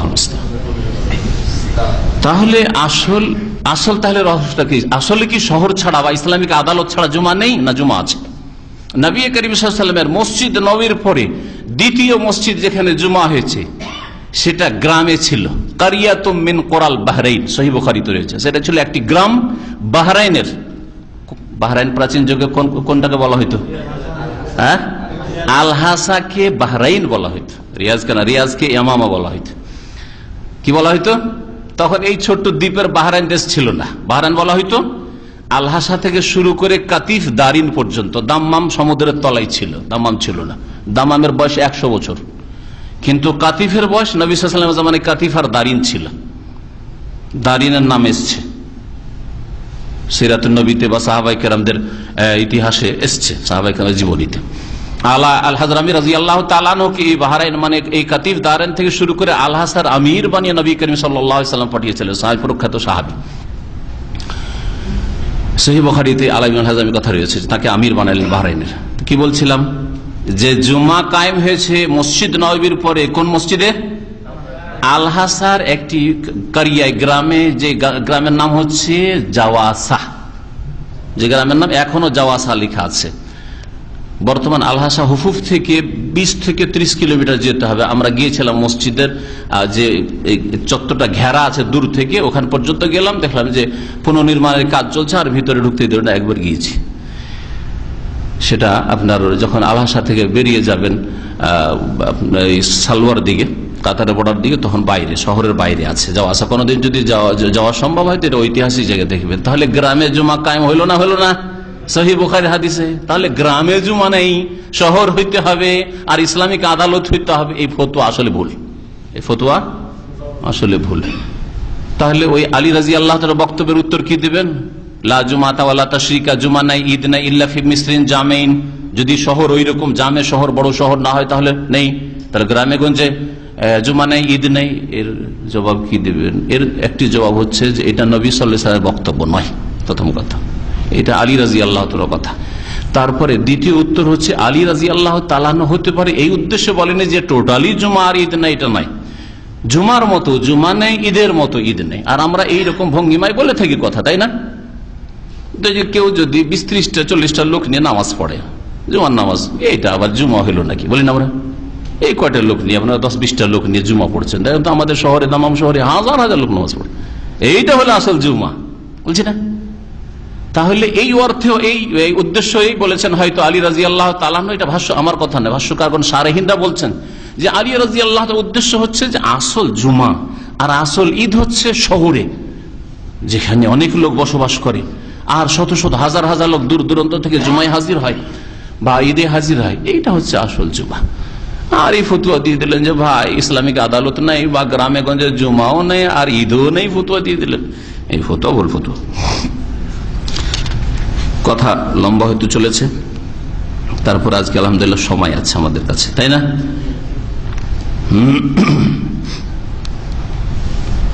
এই হাদিস আরো প্রমাণ করে যে এই নামাজ যে কোনো সময় পড়তে হবে, তাহিয়াতুল মসজিদের নামাজ আন্নাহুমা তুসাল্লায়ান ফি আইয়ি ওয়াক্তিন, যে কোনো সময়। কারণ ইজা যখনই মসজিদে প্রবেশ করবে, সকালে হোক, বিকালে হোক, আসর পর হোক, ফজর পর হোক, মসজিদে ঢুকেছেন, বসতে চান, তাহলে 2 রাকাত নামাজ পড়ে বসতে হবে। সাওয়াউন আকানা ওয়াক্তুন নাহি, সেটা নিষিদ্ধ সময় যেমন আসর পরে হোক, নিষিদ্ধ সময় যেমন ফজর পরে হোক, মাথার উপরে সূর্য রয়েছে ওই সময় হোক, সূর্য ডুবার সময় হোক, ওঠার সময় হোক, অফি যালিকা খিলাফ। কিন্তু এই বিষয়ে সব সময় পড়া যাবে না, বিশেষ কোনো সময় আছে সেই সময় পড়া যাবে না, ইখতিলাফ রয়েছে ফুকাহায়ে কেরামদের। এই হাদিসের বাহ্যিক অর্থ আরো প্রমাণ করে যে যেই ব্যক্তি মসজিদে প্রবেশ করলো যদি বসে যায় তাহলে কি হবে? নামাজটা যেন ছেড়ে দিল সে, কারণ বসিও না যতক্ষণ পর্যন্ত না পড়ে নেবে, এটা বলেছেন নবী সাল্লাল্লাহু আলাইহি ওয়াসাল্লাম। তাহলে বসার আগে পড়ে নিও। তবে উলামায়ে কেরামরা বলেছেন যে তার বসার সময়টা যদি দীর্ঘ না হয়ে থাকে, এই মাত্র বসেছিল আর তারপরে স্মরণ, আরে আজকে তো তাহিয়াতুল মসজিদ পড়িনি, বসে গেছি, অথবা কেউ স্মরণ করিয়ে দিল, মাসলা জানেন না, জাহেল মূর্খ, যেমন আমাদের দেশের মানুষরা জানে না এই সুন্নাত, একবার মরেই গেছে, আপনি বসে গেলেন কেন মসজিদে এসে? সরাসরি আপনি 2 রাকাত নামাজ পড়েন, কম ফাসাল্লি রাকাতান, যেমন নবী সাল্লাল্লাহু আলাইহি ওয়াসাল্লাম বলেছেন, ওটা নামাজ পড়ো। তাহলে উঠে পড়ে নিলে সে যেন তাহিয়াতুল মসজিদ পড়ে নিল, ওলামারা এটাই বলেছেন। ইযা লাম ইয়াতুলিল ওয়াক্ত, যদি সময় লম্বা না হয়ে গিয়ে থাকে, অনেকক্ষণ হয়নি বসা, এই মাত্র বসেছে, ফাইন্নাহুমা তুস্তাদরাকান ফায়ুসাল্লিহুমা, তাহলে উঠে গিয়ে আবার নামাজ পড়ে নেবে। কারণ ইবনে হিব্বানে হাদিস রয়েছে আবু যার রাদিয়াল্লাহু তাআলা আনহু থেকে, আন্নাহু দাখাল মসজিদ, আবু যার রাদিয়াল্লাহু তাআলা একবার মসজিদে প্রবেশ করলেন, ফাকাল লাহু নবী সাল্লাল্লাহু আলাইহি ওয়াসাল্লাম, নবী করিম সাল্লাল্লাহু আলাইহি ওয়াসাল্লাম তখন তাকে বললেন, রাকাতাইন, 2 রাকাত নামাজ পড়েছো? কাকে বললেন? আবু যারকে রাদিয়াল্লাহু আনহু। কালা, তখন তিনি বলেন, লা, পড়িনি, বসে গেছি। কালা, কুম, দাঁড়াও, ফারকাহুমা, তারপরে 2 রাকাত নামাজ পড়ো। তাহলে বসে যাওয়ার পরে সাহাবী বসে গেছেন। আর অন্য একটা হাদিস রয়েছে যে নবী সাল্লাল্লাহু আলাইহি ওয়াসাল্লাম খুতবা চলছিল, সেজন্য ভাবলো যে খুতবা চলছে, আবার নামাজ পড়বো, বসেই যাই, কম, দাঁড়াও, ফারকাহুমা। অন্য রিওয়ায়াতে রয়েছে ফারকা রাকাতাইন, 2 রাকাত নামাজ পড়ো তারপরে বসো। তাহলে বোঝা গেল যে কেউ যদি ভুল করে বসে যায়, তাকে উঠিয়ে দেন, এটা আপনি তার হিতাকাঙ্ক্ষী হলেন, আপনি কল্যাণ কামনা করলেন, তার ক্ষতি করলেন না বা তাকে অপমান করলেন, অপমান করেন না, কিন্তু ভালো ভাষায় বলেন। খারাপ ভাষায় ইসলামের কথা বলা ভালো কাজ নয়। আপনি বলবেন যে কি আপনার মতো লোক, এইটা মাসলা শুধু জানেন না, এই মাসলাটা আপনার জানা নেই, নামাজ কেন বসলেন, বেয়াদবি করলেন আপনি, তাহলে আপনি ঘৃণা ছড়াইলেন, আপনি এটা দাওয়াতের পন্থা নয়। কিন্তু উত্তম পন্থায় বলেন যে ভাই মসজিদে বসলে 2 রাকাত নামাজ পড়ে নেওয়া সুন্নাতে মুআক্কাদা, আর সহিহ হাদিসে রয়েছে, সুতরাং 2 রাকাত নামাজটা পড়ে নেন, তারপরে বসেন। আর যারা জানেন না তাদেরও নমনীয়তা থাকা উচিত, অহংকার তাকাব্বুর না থাকে, অহংকার না থাকে যে আমার যেন মানহানি হয়ে গেল, আরে বসে গেছি, তোমার কথা কেন শুনবো। যেমন অধিকাংশ মানুষ আজকালকার ওইরকম, যদি ভালো কথা বলে কখনো মানবে না। তাওয়াফের অবস্থায় বিদাত করেছে, যদি নিষেধ করেন আরো চোখ গরম করবে আপনার, বুঝতে পেরেছেন?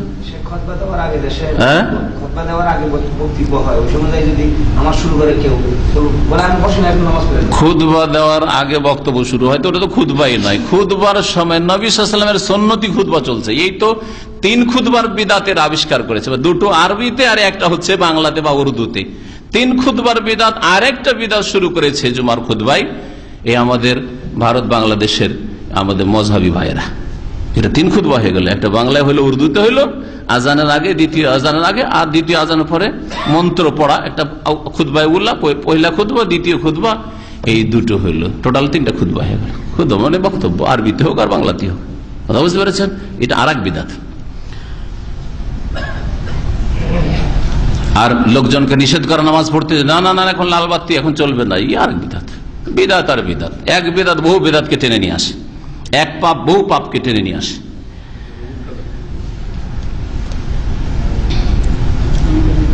মসজিদে হারামে যদি যান তো ওখানকার তাহিয়া কি?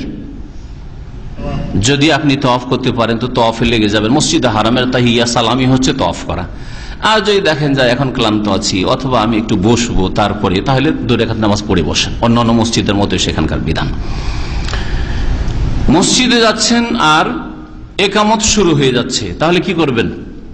অন্য কোন নামাজ জায়েজ নাই, সুন্নত জায়েজ নাই, তাহিয়াতুল মসজিদও জায়েজ নাই, এমনকি ফজরের সুন্নত জায়েজ নাই। যেই ভুলটা মযহাবধারী মূর্খ ভাইরা করে থাকে বা গোঁড়া মুকাল্লিদ ভাইরা করে থাকে। নবী করিম সাল্লাল্লাহু আলাইহি ওয়াসাল্লামের হাদিস সুনান সহিহ মুসলিমে রয়েছে, ইযা উকিমাতিস সালাত, যখন নামাজের ইকামত হয়ে যাবে, ফালা সালাতা ইল্লাল মাকতুবা, কোন নামাজ নেই, ফালা সালাতা ইল্লাল মাকতুবা, ফরজ নামাজ ছাড়া। একামত হয়ে গেছে আর ফজরের সুন্নতে সে একটা খুঁটি ধরে ওইখানে লুকিয়ে ওইখানে লুকিয়ে, এই যে দৃশ্য দেখা যায় ইন্ডিয়া, পাকিস্তান, বাংলাদেশের লোকদের, এটি সহিহ হাদিস বিরোধী আমল। আর যেই ব্যক্তি রাসূলুল্লাহ সাল্লাল্লাহু আলাইহি ওয়াসাল্লামের বিরোধিতা করে কোন আমল করবে, কবুল হবে না। মান আমিলা আমালান লাইসা আলাইহি আমরুনা ফাহুয়া রাদ্দুন, যেই ব্যক্তি এমন কোন আমল করবে যেটা আমার আদর্শ নয়, সেটা হচ্ছে মারদুদ, রাদ্দুন, প্রত্যাখ্যাত। আল্লাহ পাক রব্বুল রদ করে দিবেন, কবুল করবেন না। ফাহুয়া রাদ্দুন, সহিহ মুসলিমের হাদিস। তো ইযা উকিমাতিস সালাহ, যখন নামাজের ইকামত হয়ে যাবে তখন কোন নামাজ নেই ফরজ নামাজ ছাড়া। আর এর বিরোধিতা ফজর নামাজে আমাদের দেশের এই সব ভাইরা করে থাকে। আল্লাহ পাক যেন তাদেরকে হাদিস বুঝার আর আমল করার, হাদিস পড়ার, শেখার এবং আমলের সংশোধনে তৌফিক দান করেন।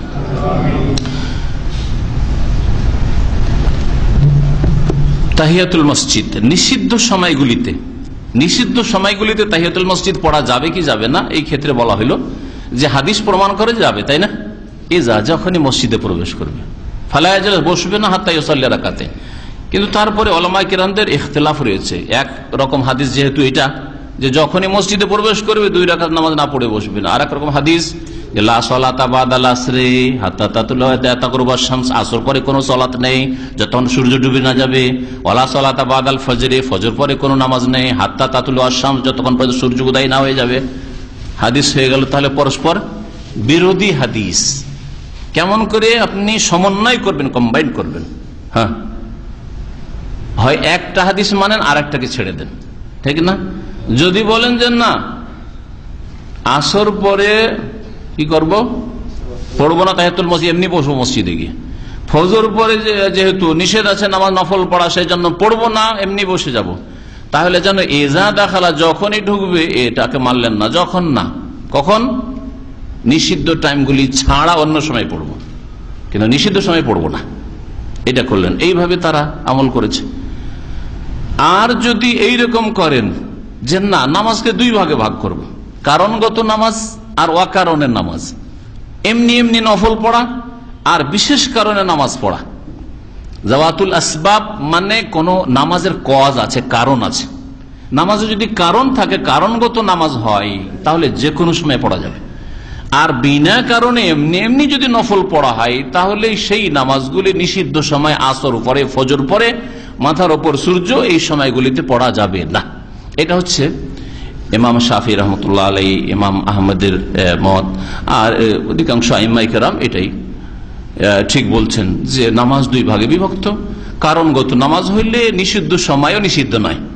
কারণগত নামাজ যেমন জানাজার নামাজ, জানাজা প্রস্তুত হয়েছে আসর পরে, বলে না না আসর পরে এখন তো নিষিদ্ধ সময়, সেজন্য জানাজা পড়বো না, মাগরিব পরে অন্ধকারে জানাজা পড়তে যাবো নাকি?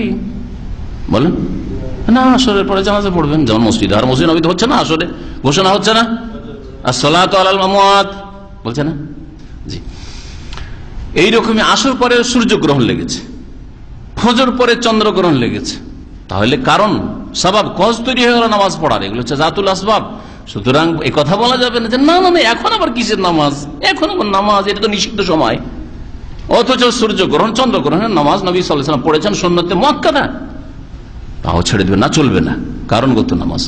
ওইরকম মসজিদে বসা নামাজের কারণ, আপনি মসজিদে বসতে চান, সুতরাং নামাজ পড়তে হবে, এটা সবাব ওয়ালা নামাজ, এমনি এমনি নফল নয়। সুতরাং 2 রাকাত নামাজ পড়া অ্যালাউড, অনুমতি রয়েছে নিষিদ্ধ সময়গুলিতে, আসর পরেও ফজর পরেও। কিন্তু কেউ যদি বলে যে ভাই আসর পরে আমি ফ্রি আছি, জুমার দিনে কোনো কাজকর্ম নেই, ফজর পরে ফ্রি আছি, সূর্য ওঠা পর্যন্ত বসেই থাকবো মসজিদে ইশরাক পড়ার জন্য, সুতরাং এই সময়টা আমি 10 রাকাত 20 রাকাত নফল পড়ি, তাকে বলবো যে না, নিষেধ।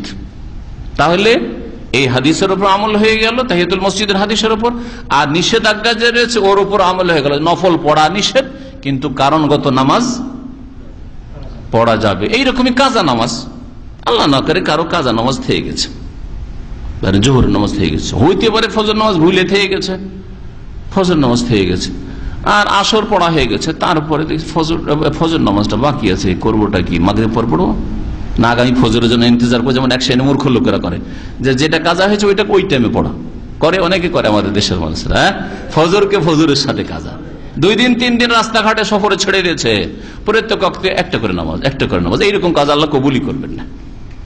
একমাত্র ভুলে যাওয়া নামাজ আর ঘুম, মানে অনিচ্ছাকৃত ঘুমের, এইরকম ছাড়া সফর করছিলাম তাই নামাজ পড়তে পারি, এইরকম নামাজ কবুল হবে না। তো যাই হোক, কি বলছিলাম, যে কাজা নামাজ আপনি আসর পরে পড়বেন, কাজা নামাজ আপনি ফজর নামাজের পরে পড়বেন। এই জন্য ফজর নামাজের পরে ফজরের সুন্নত পড়বেন। জামাত চলছে, সুন্নত পড়ে, জামাতের বিরোধিতা না করে, সুন্নতের খেলাফ না কাজ করে, বাতিল নামাজ না পড়ে নামাজই কবুল হলো না আপনার। যখন সালাম ফিরা হয়ে গেল, ফজরের ফরজ নামাজ হয়ে গেল, তারপরে আপনি সুন্নত পড়ে নেন, আপনার অসুবিধা রেখে। নবী সাল্লাল্লাহু আলাইহি ওয়াসাল্লাম সাহাবী পড়েছেন, আবু দাউদে হাদিস রয়েছে, নবী সাল্লাল্লাহু আলাইহি ওয়াসাল্লাম স্বীকৃতি দিয়েছেন। তো এই মর্মে ইখতিলাফ রয়েছে, কিন্তু 2 রকম মতের মধ্যে কারণগত নামাজ পড়া যাবে নিষিদ্ধ সময়গুলিতে, আর বিনা কারণ নফল পড়া যাবে না, এটাই হচ্ছে উত্তম মত। আর এটাই ইমাম ইবনে তাইমিয়া রাহমাতুল্লাহ আলাইহি আর ইমাম আহমদ আর অন্যান্য উলামায়ে কেরামরা এটাকে পছন্দ করেছেন, আর বলেছেন যে ওয়াবিহা তাজতামিউল আদিল্লাতু কুল্লাহ, এর দ্বারা পরস্পর বিরোধী বাহ্যিক হাদিসগুলির কি হয়ে যাচ্ছে, সমন্বয় হয়ে যাচ্ছে, আর 2 রকম হাদিসের উপর আমল হয়ে যাচ্ছে। আর দুটোই বক্তব্যের উপর নবী সাল্লাল্লাহু আলাইহি ওয়াসাল্লামের আমল করা, একটাকে আমল করলেন আর একটাকে উপেক্ষা করলেন, এর চাইতে শ্রেয়, তাই না? 2টো কথা আপনাকে বলা হয়েছে, দুটোই যদি পালন করতে পারেন তো একটা মানবো আর একটা মানবো না, এটা চলবে? দুনিয়ার মদির তো করেন না রে ভাই। হ্যাঁ, এক মদির বললো যে যাও আমার জন্য চা নিয়ে এসো, আর এক মদির বলছে যাও আমার জন্য বুফিয়া বাকালা, যাও বিস্কিট নিয়ে এসো। দুটোকে যদি একসাথে করতে পারেন, যাও চলো একসাথে দুটি করি, করেন না? হ্যাঁ, সমন্বয় করেছেন, চলো দুটি করে নিলাম। হ্যাঁ, দুনিয়ার ক্ষেত্রে দুটোই করেছেন। নবী করিম সাল্লাল্লাহু আলাইহি ওয়াসাল্লামের একটা মানবো আর একটা না, না না না, আসর পরে নামাজ পড়া যাবে না, তো তাহিয়াতুল মসজিদের হাদিসকে উপেক্ষাই করে দিলেন না, এটা চলবে না। এটা না করে তাহিয়াতুল মসজিদ বা এই ধরনের যেগুলি কারণগত নামাজের উদাহরণ বেশ কিছু দিলাম, সেগুলি পড়বেন। আর এমনি এমনি নফল পড়া আসর পরে, ফজর পরে, বা মাথার উপর যখন সূর্য থাকবে, ঠিক সূর্য উঠছে সূর্য ডুবছে, এই সময়গুলিতে পড়া নিষেধ করার কাজ। সাল্লাল্লাহু আলা নবিয়িনা মুহাম্মদ ওয়া আলা আলিহি ওয়া সাহবিহি আজমাইন।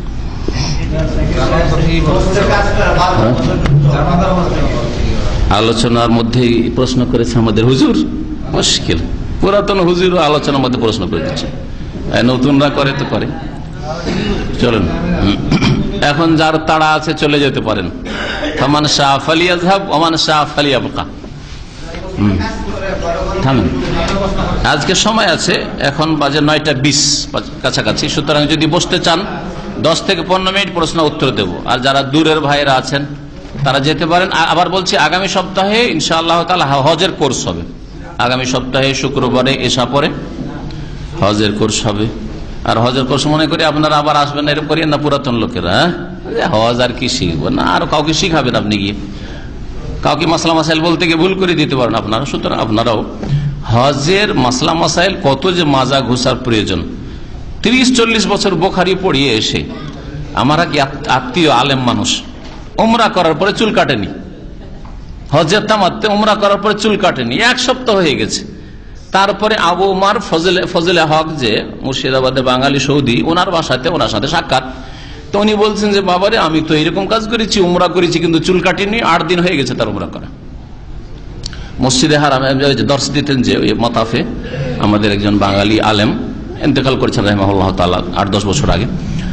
তো ওনার বাড়িতে দেখা, তখন আমি নিজের হাতে ওনার চুল কেটে দিলাম 8 দিন পরে। বলে এখন ইহরাম পরেন, এহরাম পরার পর চুল কেটে দিলাম। আর ফিদিয়া যদি এহরামে নিষিদ্ধ কাজ করে ফেলে, সেলাই করা কাপড় পরে নিয়েছেন, ওই জন্য আপনি ফিদিয়া দিয়ে দেবেন। অথচ তার এলেম আমার চাইতে বেশি। কোরআন হাদিসের এলেমের দিক থেকে বলা যেতে পারে যে তিনি আমার চাইতে বড় আলেম, কিন্তু যেহেতু প্র্যাকটিক্যাল হজ করেননি, এই ভুল করে বসে আছেন। জানি কথা ভাববেন না যে আমি যেহেতু সৌদি আরবে থেকেছি অথবা একটা হজ করেছি সব শিখে ফেলেছি, না, কখনো না, ভুল কথা এটা। নামাজের পরে পড়ে নেওয়ার হাদিস আবু দাউদ আছে, বললাম তো, কথা বুঝতে পেরেছেন। আর তারপরে কেউ যদি মনে করে যে আমি সূর্য ওঠার পরে পড়বো, সুন্নত নামাজ জায়েজ আছে, কিন্তু তার চাইতে ভালো যে হায়াত মতের বিশ্বাস নেই, সূর্য ওঠার আগে মারা যেতে পারে, সালাম ফেরার পরে যখন এলাও আছে, অনুমতি আছে, তখনই পড়ে নেবে। জি।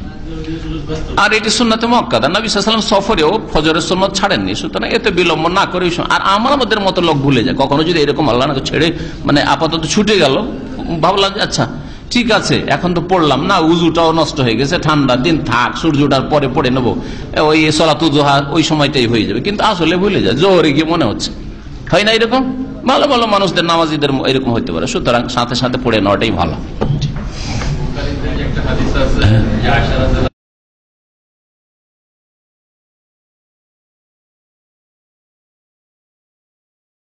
নবী করিম সাল্লাল্লাহু আলাইহি সাল্লাম আসর পরে 2 রাকাত নামাজ সর্বদাই পড়তেন। হ্যাঁ, এটা নবী করিম সাল্লাল্লাহু আলাইহি সাল্লামের সাথে খাস।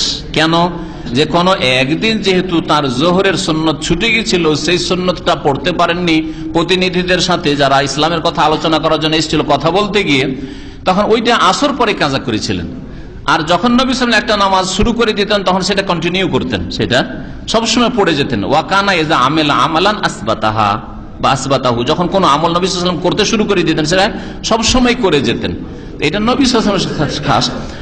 আমি নফল পড়তে পারি না এরকম ভাবে, তবে কোন একদিন কাজা হয়েছে বা কখনো কখনো কাজা হয়েছে, কাজা নামাজ আসর পর পড়তে পারে। জি, জোহরের সুন্নত যদি মনে করেন আমার ছুটে গেছিল আসর পর পড়তে পারেন, অসুবিধা নেই। কাজা ওর কারণ আছে, যে কাজা আপনার দায়িত্ব কাঁধে আছে, দায়িত্ব নামাচ্ছেন, এটা হচ্ছে ওর কারণ। জি, প্রতিদিন আমি আসর পর 2 রাকাত নামাজ পড়বো না, এটা চলবে না, ওইটা আমল নবী সাল্লাল্লাহু আলাইহি ওয়াসাল্লামের জন্য খাস, সমস্ত ওলামারাই বলছেন। জি, সবুজ পাগড়িওয়ালা মসজিদ মানে ইমাম পাগড়ি, সবুজ পাগড়ি পরে, সবুজ গম্বুজ মসজিদের উপর আছে। মসজিদে যদি সবুজ গম্বুজ থাকে, তো এটা কি মনে করছেন যে এটা এমন কিছু যে মসজিদে নামাজ পড়া যাবে না? না, এরকম কিছু নাই। ওরা হয়তো এই জন্য করেছে, অবশ্য বিদাতি, এটা বিদাতের গন্ধ এখানে অবশ্যই আছে, যে ওরা ভাবছে যে নবী সাল্লাল্লাহু আলাইহি ওয়াসাল্লামের কবরের ওপরও যেহেতু ওই গুম্বাদে খাজরা সবুজ গম্বুজ আছে, তো আমরাও আমাদের মসজিদে একটা সবুজ গম্বুজ করি, এইরকম কিছু চিন্তা করে বিদাতিরা সাধারণত এইরকম কাজগুলি করে, যে ওতেই মনে হয় কোনো বরকত রাখা আছে। অথচ বিদাতি শাসকরাই সবুজ গম্বুজ তৈরি, গম্বুজ সুন্নতি খোলাফারা করেননি, কথা বুঝতে পেরেছেন? এটা কোন খোলাফায়ে রাশেদিনরা করেননি, এমনকি বানু উমাইয়ার কোন খলিফাও করেননি, পরবর্তীতে করেছে ভোগবিলাসী শাসকরা করেছে, যারা সব সুন্নত আর বিদাতের অত পরোয়া করতো না। তাহলে সবুজ গম্বুজ নবী সাল্লাল্লাহু আলাইহি ওয়াসাল্লামের হুজরা বা মা আয়েশা রাদিয়াল্লাহু আনহা হুজরার উপর, এটা মসজিদের নয়, হুজরার উপর থাকাটা এটা কোন সুন্নত নবীর সুন্নত না, খোলাফায়ে রাশেদিন এমনকি উমাইয়া বংশের কোন খলিফারও করা নয়, সুতরাং এটা কোনো দলিল নাই। আর ওইটাকে কেন্দ্র করে যেহেতু নবীর কবরের ওপর বা ঘরের ওপর সবুজ গম্বুজ আছে, সেজন্য সবুজ পাগড়ি পরা, যেটা পাকিস্তান থেকে চালু হয়েছে, এটা কবর পূজারীদের লক্ষণ, তাদের আলেমদের লক্ষণ। তো সবুজ পাগড়িওয়ালারা সাধারণত এরা বেরেলভি বা এরা কবর পূজারী। জি, ভারত, বাংলাদেশ, পাকিস্তানে। জি, উপরে আল্লাহ আছে, 12 আউলিয়া ইয়েতে আছে, মানে 12 আউলিয়া যদি দেশ রক্ষা করা ভাবে যে দেশ হেফাজত করছে, রক্ষা করছে, তাহলে বড় শিরক করলো। হ্যাঁ, আরব মুশরিকদের মতো শিরক করলো, হিন্দুদের মতো শিরক করলো। আর যদি মনে করে যে ওলি, আর তারপরে ওলিয়া সার্টিফিকেট দিল কে? আরে আমি ওলি, আপনি সার্টিফিকেট দিবেন কি করে আপনি? হ্যাঁ, এই তো আল্লাহ সার্টিফিকেট দেবেন। আল্লাহ সার্টিফিকেট শুধু সাহাবায়ে কেরামদেরকে দিয়েছেন, শুধু সাহাবায়ে কেরামদেরকে রাদিয়াল্লাহু আনহুম, তারপরে কাউকে সার্টিফিকেট দেওয়া হয়নি যে অমুক অলি তমুক অলি, কোনো সার্টিফিকেট নেই আমাদের কাছে। তবে যাকে দেখলাম যে সারা জীবনটা ভালো আমলের অবস্থা মারা গেল, ইনশাআল্লাহ আল্লাহ পাকের নেক বান্দা ছিল, বলতে পারেন ইনশাআল্লাহ নেক বান্দা ছিল, নিশ্চিত এই লোক আল্লাহর ওলি, এই সার্টিফিকেট আপনার দেওয়ার ইখতিয়ার কি? যার ওলি তিনি তো দিচ্ছেন না, তিনি দিচ্ছেন কেন দিচ্ছেন আমাদের জানা নেই। আপনার ওলির কথা আপনি বলতে পারেন, ঠিক আছে এটা আমার বন্ধুরে ভাই, ঠিক আছে এটা কেন আপনি জানছেন, আমি তাকে ভালোবাসি, কিন্তু আল্লাহ ওকে ভালোবেসেছে কি বাসেনি, তো আল্লাহ ওটা সার্টিফিকেট দেন, আপনি সার্টিফিকেট দেওয়ার অধিকার কি যেগুলো 12টা ওলি ছিল? বুঝতে পারছেন কথা? তার মানে এই কথা বলছি না যে এরা ওলি ছিল না বা ছিল, আমি নেগেটিভ বলছি না পজিটিভ বলছি না, কিন্তু আপনার কাছে প্রমাণ কোথায় যে এরা আল্লাহর ওলি ছিল? যদি শিরক বিদআত করে থাকে বা এই কবর মাজার পূজার শিক্ষা, সুফিজমের হুলুল আর ওয়াহাদাতুল ওজুদের শিক্ষা দিয়ে থাকে, নিঃসন্দেহে আল্লাহর ওলি ছিল না।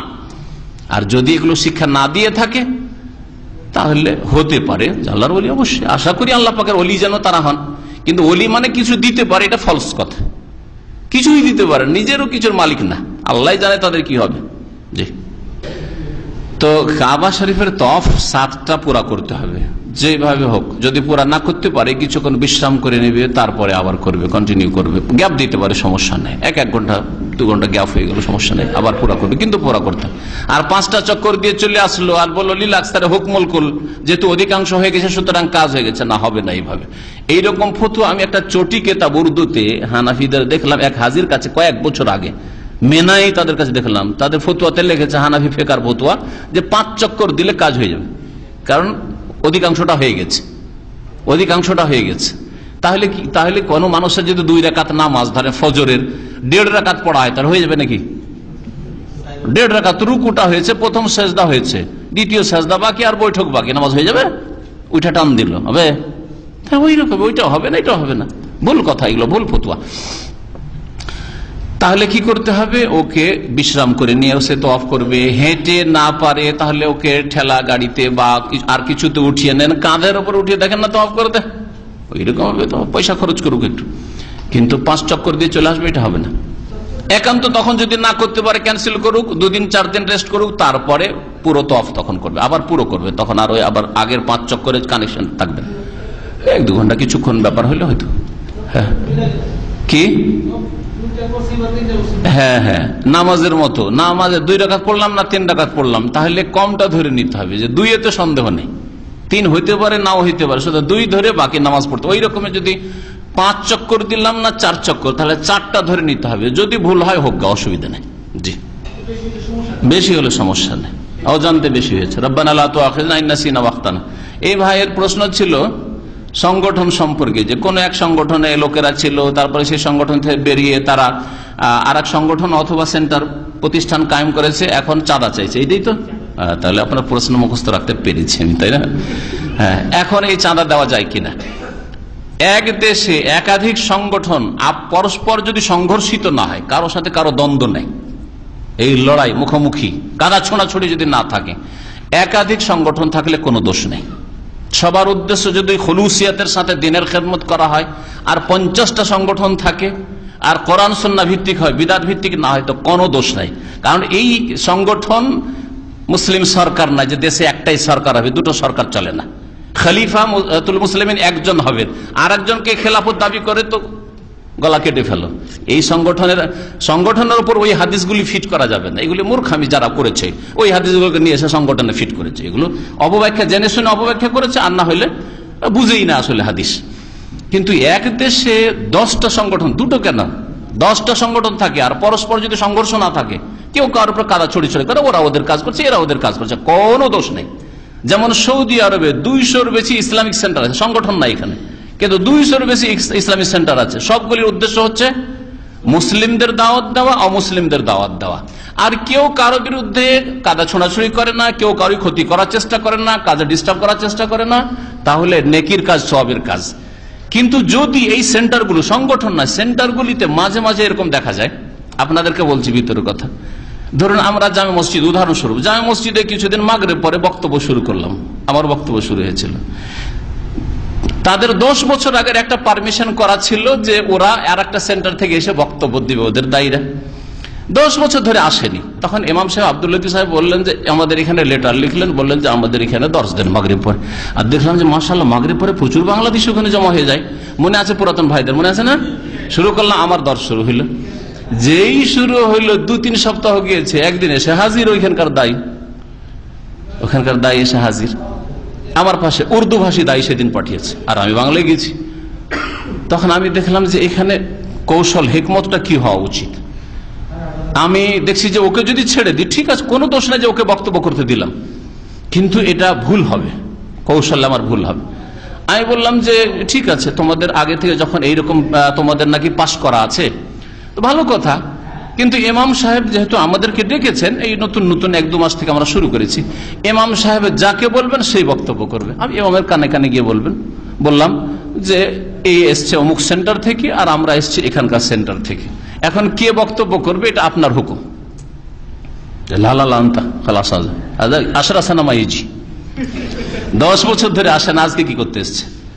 শুরু করে দিলাম। আরে পরে এই কমপ্লেন শুরু করতে, না না না এটা আমাদের এরিয়া, এখানে আমরা এতদিন ধরে করছিলাম।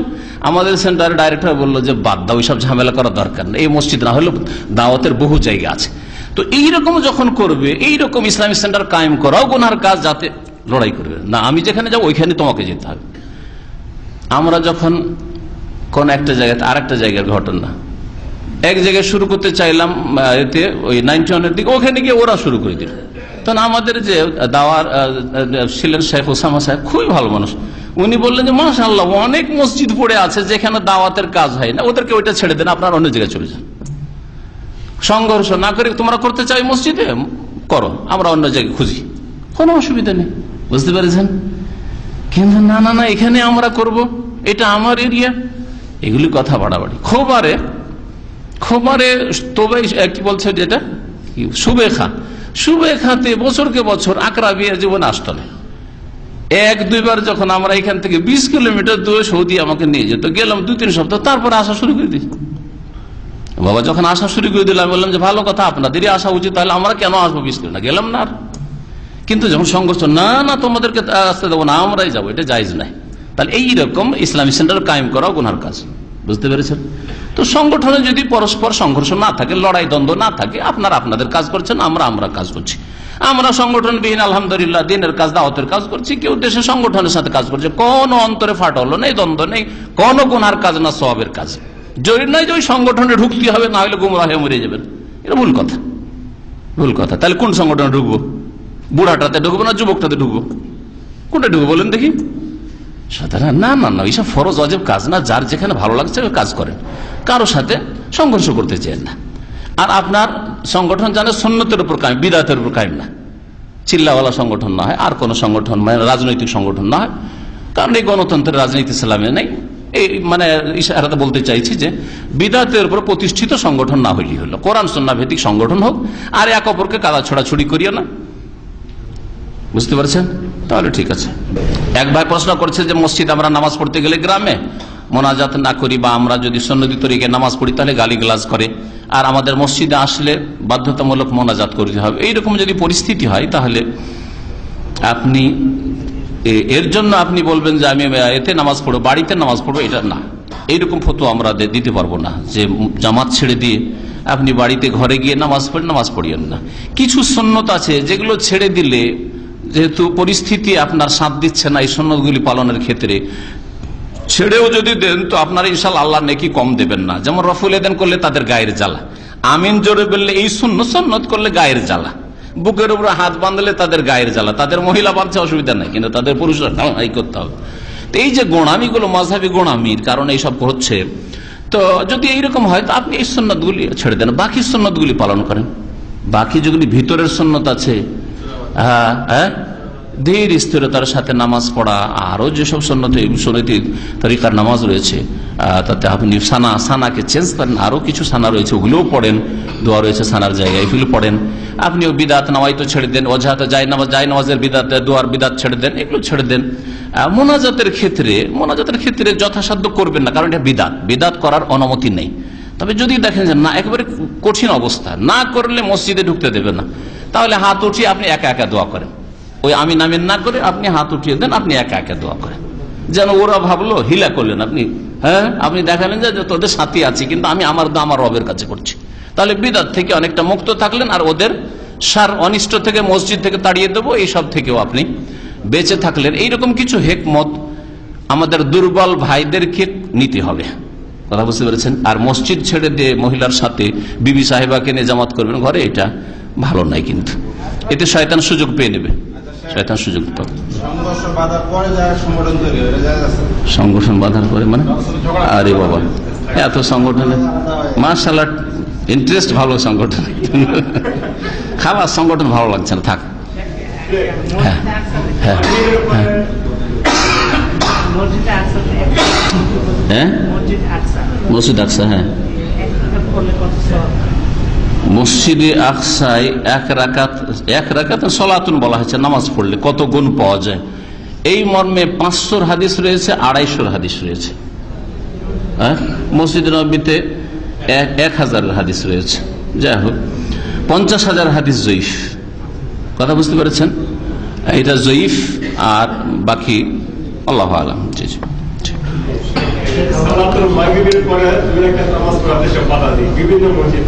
কিসের মাগরিবে পড়েন না, জরুরি নাই।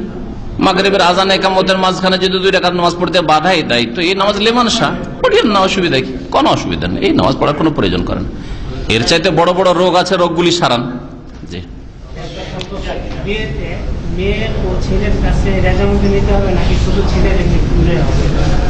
বিয়ের ক্ষেত্রে মেয়ের রেজামন্দি নিতে হবে, ছেলের আবার রেজামন্দি কিসের? ছেলে তো নিজে বিয়ে করবে, ছেলের কোনো ওলি গার্জেন লাগে না, সে বাপকে রাজি করে বিয়ে করবে, সেটা আলাদা কথা। কিন্তু বাপ বিয়ে দিবে ছেলের, এইভাবে করা ঠিক না। আর মেয়ের অনুমতি অবশ্যই নিতে হবে, মেয়ে রাজি না থাকলে বিয়ে দেওয়া জায়েজ নাই। জি, সুবহানাকাল্লাহুম্মা ওয়া বিহামদিকা আশহাদু আল্লা ইলাহা ইল্লা আনতা আস্তাগফিরুকা ওয়া আতুবু ইলাইক। ওয়া সাল্লাল্লাহু আলা নবিয়িনা মুহাম্মদ ওয়া আলা আলিহি ওয়া সাহবিহি আজমাইন।